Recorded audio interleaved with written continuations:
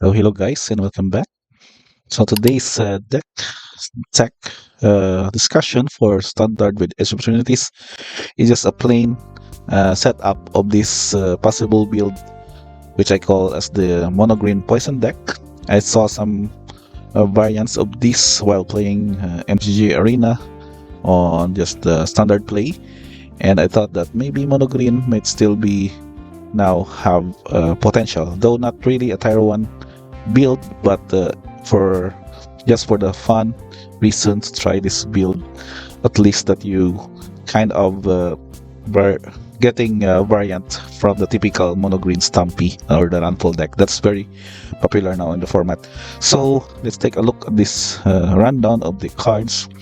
We have 4 artifacts, 27 creatures, 1 enchantment, 3 instants, 6 sorceries, and 19 lands. So let's take a look as to why we have this foundation card Leyline Axe in this build. So this card is basically a variant of the Leyline. I think this is the only artifact equipment kind of Leyline, which you can play it to the battlefield if it's in your opening hand. The purpose here is that you can have the equipped creature against +1/+1, double strike, and trample. This works well because of particularly this effect of this card.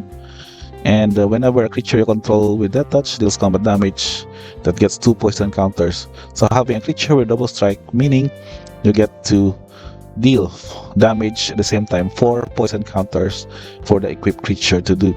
So the important thing about here is that having your Deathtouch creature with double strike also prior, if you don't have Fein the Fangbear on play, making them more efficient in battle basically because of the Deathtouch effect and the first strike kind of setup, which makes them deal first strike damage first, and with the Deathtouch would only need 1 point of damage to kill off the blocker of your opponents. So let's take a look down of the rundown of the creatures. We have 4 copies of Ankle Biter, which is another 1 mana cost Deathtouch Snake, 4 copies of Dragon Sniper. So this Sniper is from the Tarkir Dragon Storm set. This is more efficient because it can also block creatures with flying. At the same time, it has Vigilance, which can also become on the defense while also dealing damage. It's especially more efficient if you have the Leyline Axe attached to it. And also, we have 4 copies of this Blooming Stinger. This is just a new Edge of Eternities common card, but having just a 2-drop with that touch would also make your curve pretty much more efficient. We have also 4 copies of Flesh Burrower. So this is from Dustborn House of Horror. This common would also kind of similarity with Blooming Stinger, except that it's only have to trigger when it attacks. Given that most of your creatures here are Deathtouch, particularly it just goes in the curve for this kind of deck. So to take note that the important turns for your deck is basically a 1-drop and a 2-drop with Deathtouch, and curve them with Fein the Fangbear. And also we have considered Thornwheel Thatcher. This is another reach with Deathtouch. This 2 cost 2/1, which can also synergize with this main strategy of Fein the Fangbear to have those Deathtouch creatures you control get to poison counters to your opponents whenever they deal combat damage. Also, this is 4 copies in the deck to make sure that it's more efficient and more on the curve kind of gameplay for this deck and can finish games quickly. So I think the most late game card for this build is your 3 copies of Axoban Ferox. This is a 4 mana 4/4 collect evidence forward, and that's with haste. This also makes very efficient if once equipped with the Leyline Axe, which making it more deadly despite not having to need any Vein or Fein the Fangbear for you to finish games. And also the ward effect of this makes it more efficient because like in the early turns, it's likely that your opponents won't have any graveyard still to target this creature, basically making it more efficient to spot removals from typical spot removals in the metagame. So let's take a look at the variants of what I've chosen here. We have added 100 Challenge. This is basically a fight effect to make your opponents not meaning a fight effect, but rather dealing damage with the target creature you control. So any particular creature you control with Deathtouch, dealing damage to a creature of your opponent would basically mean lethal.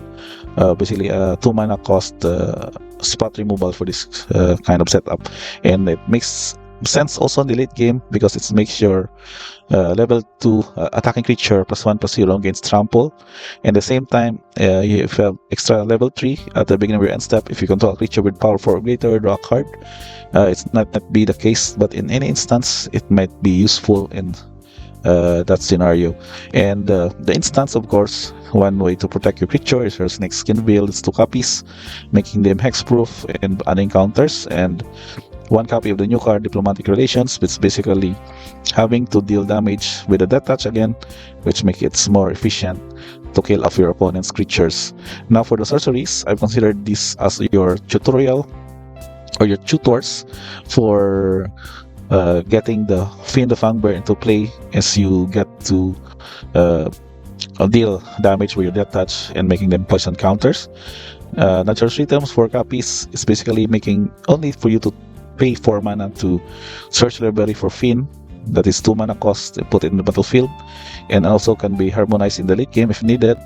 And 2 copies of Commune with Beavers. So this is not only just getting the top 3 cards for artifacts, creatures, and lands, because 3 of them are very much relevant.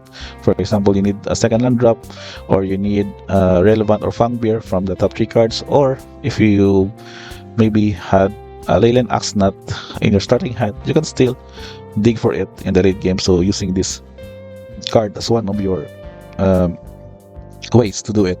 So, and lastly, we have 19 lands. So you can see here we have considered Rogue's Passage to make sure that your creatures can't be black.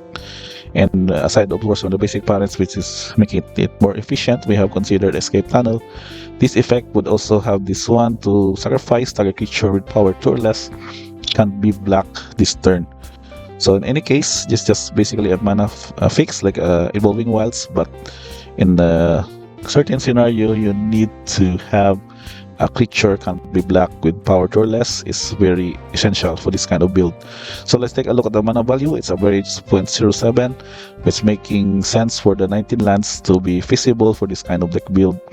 And let's check if there are tokens. We have no more tokens here, but particularly this mana value efficiency is making it more sense for this build to have in this kind of deck. So that's pretty much it for this kind of deck.